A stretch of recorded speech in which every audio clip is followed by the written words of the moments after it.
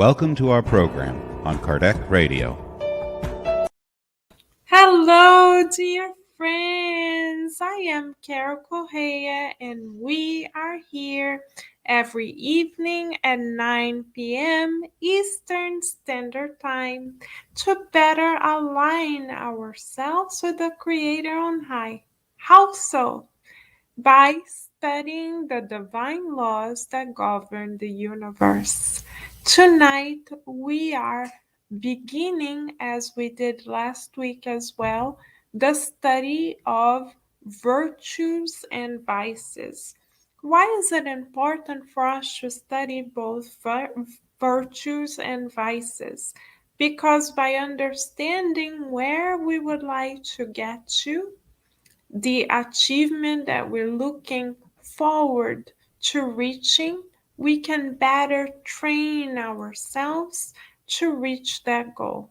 And by recognizing the vices that may be in us in form of past tendencies, we can better watch ourselves and work on our inner transformation and thus be closer to God. So, what a beautiful proposal from the mentors on high. What a blessing that we can come together for study of this nature.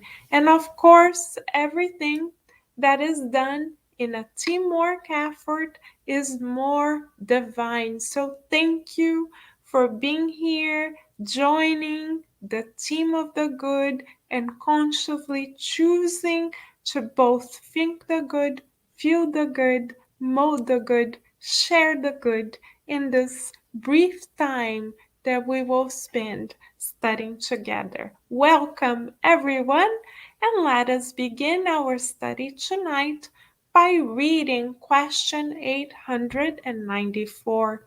Once we read the question, we will bring a couple of highlights, an exercise that will be of therapeutic nature for all of us, and then we will close this blessed moment together. Let us then begin by reading the question asked by Kardec. Kardec asks, there are people who do good by a spontaneous action without having to overcome any opposite feeling. Do they have the same merit as those who have to struggle against their own nature in order to overcome it? Excellent question. By reading this question already, we can gauge where we are in terms of our progress. Is doing the good a joy? Great, we are moving upwards. Do we struggle at times? Not a problem. Through effort and repetition, we shall develop the muscle of goodwill and march forward towards our own inner perfection, inner transformation, relative perfection that is possible for all of us incarnated on the earth. So let us then now read the answer from the mentors on high. The mentors respond to Kardec and all of us as follows. In the case of those who do not have to struggle, progress has already been accomplished. They struggled long ago and triumphed. That is why virtuous feelings cost them no effort, and their actions seem so easy. Doing the good has become second nature for them. They should be honored as old warriors who have earned their ranks. Since you are still far from perfection, such examples surprise you with the contrast they provide, and you admire them all the more because they are rare. But be well aware that on worlds more advanced than yours, that which is the exception amongst you represents the rule. Goodness is everywhere spontaneous there, because such worlds are inhabited only by good spirits, and a single evil intention there would be a monstrous exception. That is why humans are happy there, and so will it be on earth when humanity has transformed itself and charity is understood and practiced according to its genuine essence. So we are very thankful to the answer from the mentors on high, because they tell us where we are and where we are aiming to go in terms of our eternal progress and evolution, because no one regresses. Everyone is meant to progress. Progress is a law of God, as we have studied in this program before. So, good news for all of us. All of us are meant to progress. Why is it then there are some who are more advanced in terms of their moral progress than others? Not because they are quote unquote chosen ones by the Creator, but because they have exercised the muscle of benevolence, of charity, indulgence, goodwill in previous existences.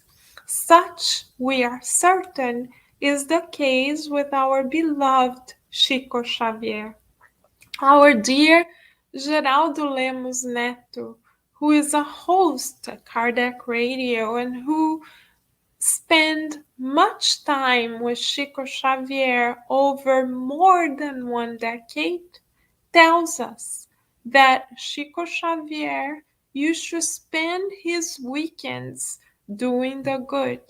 That on Sundays, for instance, he used to sit at his living room table at 1 p.m. in the afternoon to personally handwrite answers to the hundreds of letters that he received from all over the country. And he personalized the response one by one. He stayed seated in his living room from 1 p.m. in the afternoon to 4 a.m. in the morning, answering question by question, letter by letter, with much love. And we have seen letters that he hand wrote, where he dried flowers and he taped the dried flowers to the letter so that the person would receive the vibrations of love from his heart. Yes, Chico Xavier for now is the exception to the rule, but we are meant to do the good like Chico Xavier has done, and mostly like Master Jesus has modeled to us. So here's an exercise for us. How much are we able to spontaneously engage in doing the good? And by doing the good, we mean reaching out to others. From 0 to 10 in this scale, where are we? 0. We are not there yet at all. 10. We are modeling ourselves after Master Jesus. Where are we? What number comes to mind? Of course, no one here is a 0 ever, because the very fact that you guys and we are joined together through this blessed platform already shows that we are thinking of the good. So great. Now that we have gotten a number as we self-assessed ourselves, we can engage in another exercise. Our next therapeutic exercise will be to find one person to help within the next 24 hours. It could be by writing an email of gratitude to someone. It could be sending a text to someone whom we haven't talked to in a while. It could be to offer a smile to a friend. It could be to offer a listening, mindful ear to someone in greater need. It could be to offer to help a colleague at work. It could be to spend time with our children or loved ones without a cell phone, unless we are watching Kardec radio, of course. Or it could be simply to pray for those in need, even celebrities whom we see in the news who may be suffering. Let us pray for them. Let us pray for regions of the world which are in conflict. Let us put our vitality to use of the greater good so that we ourselves as a community become closer and closer to the happier world mentality described by the mentors in question 894. These happier worlds, beloved friends, are not utopian. They are going to be the result of our individual choices, which will reflect on the collective and thus change the vibratory tone of our earthly home. So, Master Jesus, tonight, in the name of God, is counting on you and I, all of us, to transform the good that has already been given to us time and again into an action. Let us then be soldiers of the good, warriors of the good, as the question told us to be tonight. Within the next 24 hours, let us act on behalf of someone else's good. We are being recruited here as warriors of the good tonight. So, thank you, dear friends, for joining the army of the good. And we wish you many blessings as we together spread the good in all directions. Bye for now, dear friends.